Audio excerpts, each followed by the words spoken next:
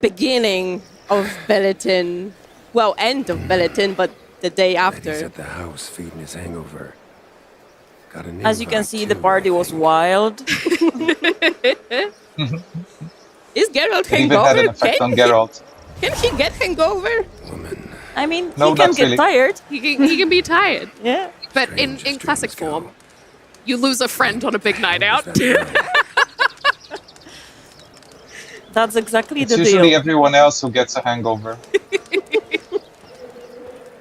But yeah, we just talked about how important Belletin is, but can we actually go back to like the very basics? So when and where the story takes place? Without like big spoilers. Without big spoilers. Let's start with where. So, I can talk about the where, exactly. okay. Let's go. So it's the whole thing plays out in Letten, which is the birthplace of Dandelion. It's in the north, somewhere halfway between Covid and Cadeven, for all you map nerds out there. If you go to the Gulf of Praxeda and take the Buina River to the east and take a right on the Nimnar River, on the other southern shore of the Nimnar, you will find this lovely place that you get to Looking have a sounds beautiful kinda glimpse familiar. about. But it's in the north if be. you want the short, the LDR version. So I guess we can now go to when. So, the events of third expansion unravel after Geralt hoped to retire at Corvo Bianco, but then yet another adventure unveils. So this is what I would share for now. And then, of course, he has Really, really great vision elements that we want to cater to, but also enable the player side of exploration, not just the story side of exploration. So we are an open world RPG, and we are going to stay true to that in Songs of the Past as well. And we want to make sure that you are enabled to explore, but guided gently towards elements of the story, so you can still experience it as we sort of intend, but in your own pace, if you understand what I'm saying. So it's directed, but gently, and lets you engage in open world activities while you're already invested in a greater storyline unfolding. So it's still up to you, but nicely framed. And this, I think, was one of the biggest challenges still, which was the biggest challenge in the original game as well.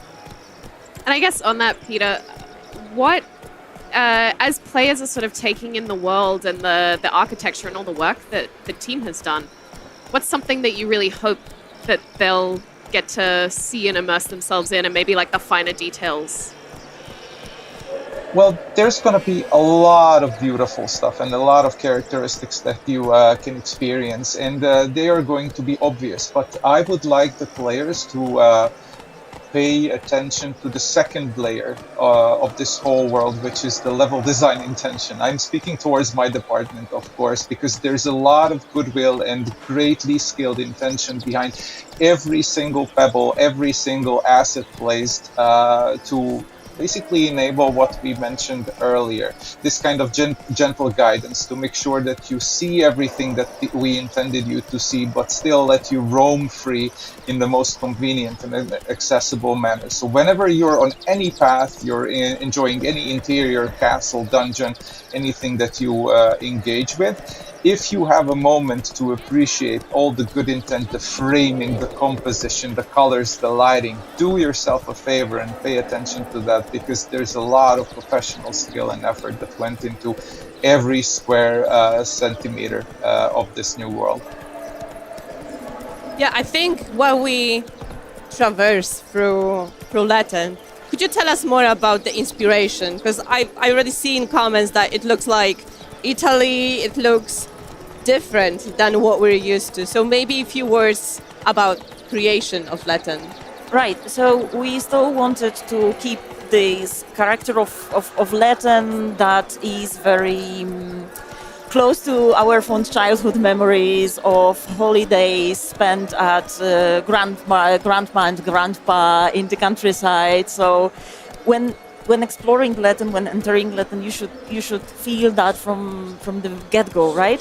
This is a very calm land, an idyllic land, a rich one, but also mornings are fresh, right? You can see the crisp light traveling on all the vegetation and like shining on you through the leaves, and you can actually feel it that it's peaceful, it's there. So it's familiar for the Polish countryside, I would say, but also, as we can see right now, we also took some inspirations from British Isles when it comes to architecture, and it has a further connection to the lore, to the story of this place, because Dandelion, whose family is the owner of the land, they are counts, right? Mm-hmm. So as we were looking for something connected with the title, and it has many rooms and corridors, so there is a lot of explore and many secrets.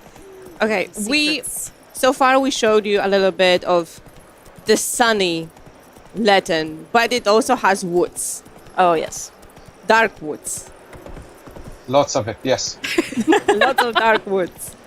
Can we maybe talk about how you guys approach designing this contrast between super sunny village and then dark forest with like fog and all that mystery around?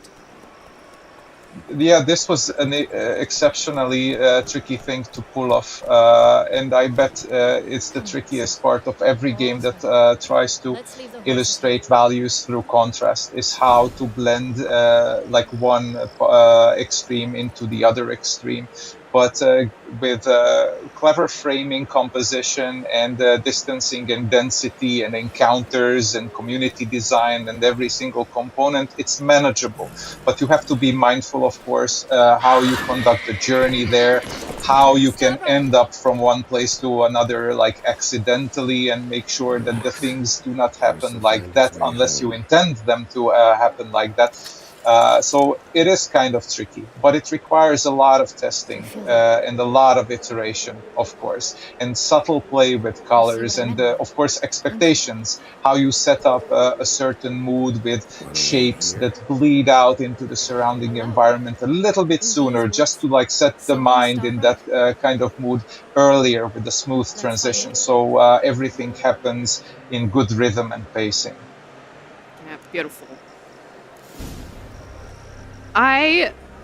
As a side note, well, though, that we want to dive into to start with, one of them is Thornbloom. Yes.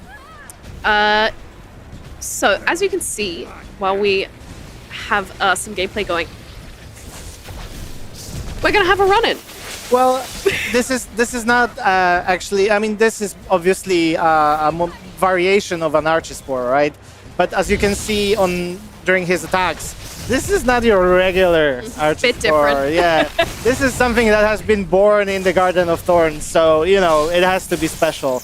And as you can see, there are like new attack patterns, new VFXs. This is, by the way, you can already see the remaster improvements in VFXs, which are mind-blowing in my opinion. And yeah, so we have. Let's go back to the monsters. Yes. But I mean, I could actually add a little bit to that. Go. Yeah, basically, our reference for this one was based Different on combats. So I would say, depending on what your playstyle is, but our main, main focus in creating a boss fight is to always create a challenge for you. So yeah. We have a little glimpse of Swarmions again. Boom! Getting beheaded. That's my favorite finisher right there.